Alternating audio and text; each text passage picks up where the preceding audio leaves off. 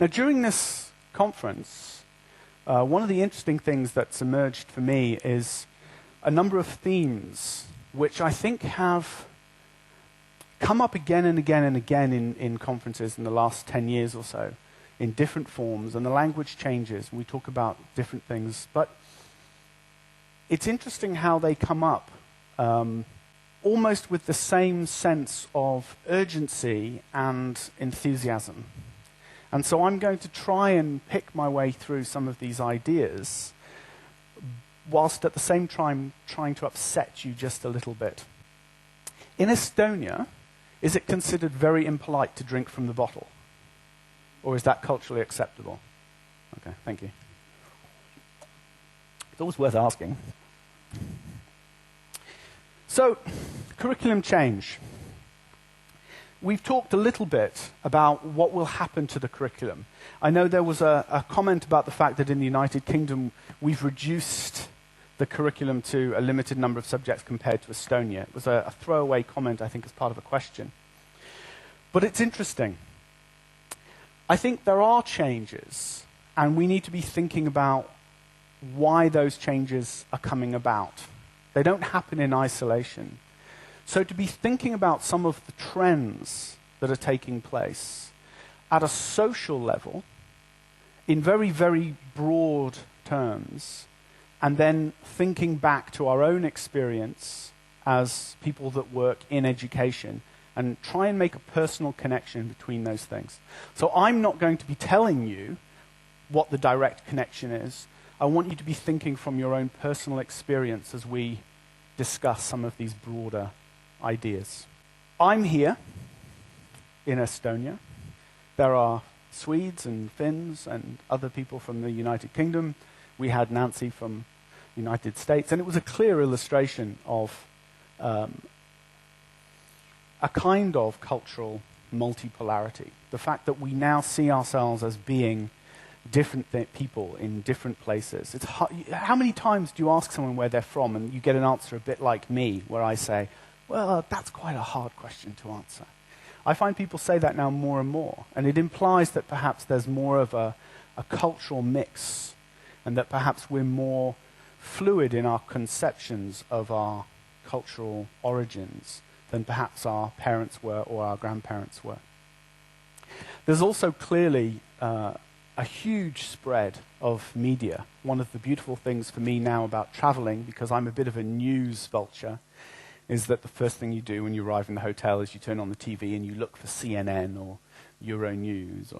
And that's the most obvious sign that international media has now spread literally all around the globe. You can access media in that way.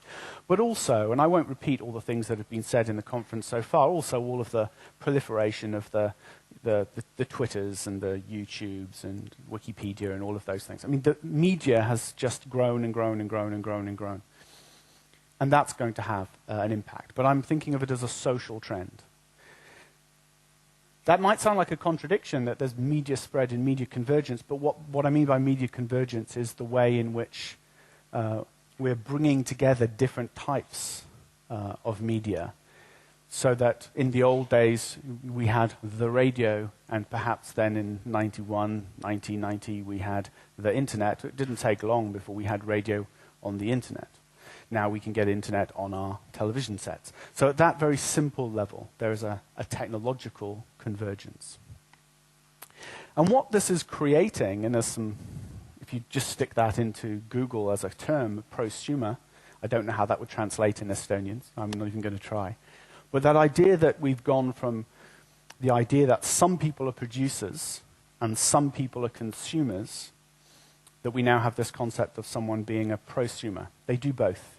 They create content through the wikis that we were talking about earlier, through YouTube publication, through even publishing their own songs. They might be quite amateurish musicians. If you go and look at YouTube and MySpace, you'll find some very amateurish musicians who nonetheless will produce their work and share it.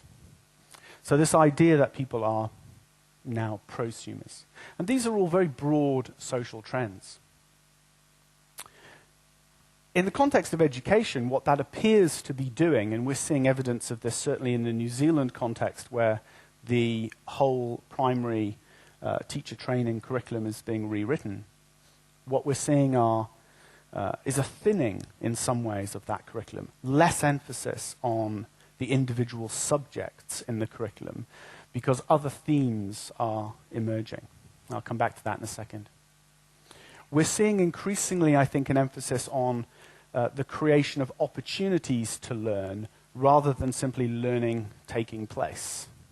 So staff are not being asked simply to engineer a particular learning activity for their students.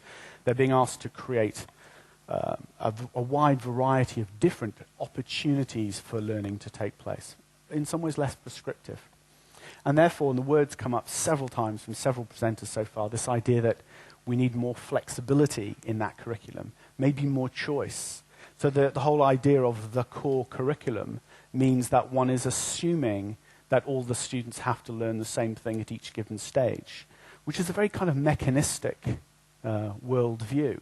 Perhaps that's not true. Perhaps there are there's other kinds of foundational knowledge that would be more socially relevant or culturally relevant to that particular student.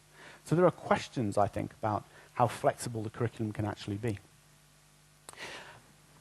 The question of adaptability is the degree to which the individual is being encouraged, educated, to be an adaptable learner. So in the most obvious sense, we're talking about teaching people to learn. But I think it's a little bit deeper than that. I think what we're seeing in emerging, certainly in United Kingdom policy and in New Zealand and the other Anglo-Saxon countries, is this idea that the individual is to be particularly concerned with the values that are shared in that culture, and that there isn't an assumption that the values are clear based on the subject knowledge. So drawing those values out is important. And one of the themes that's emerging, certainly in New Zealand at the moment, is this idea that everyone is differently gifted.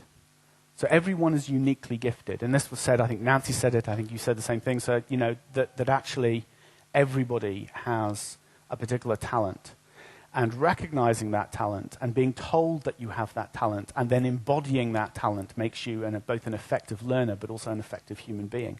To institute a set of measures based on some notion of the core curriculum with standard tests and everybody moving through at the same time immediately disadvantages individuals who don't fit that particular vision, if you like, of a child at 7 or a child at 11 or a child at 14 or whatever.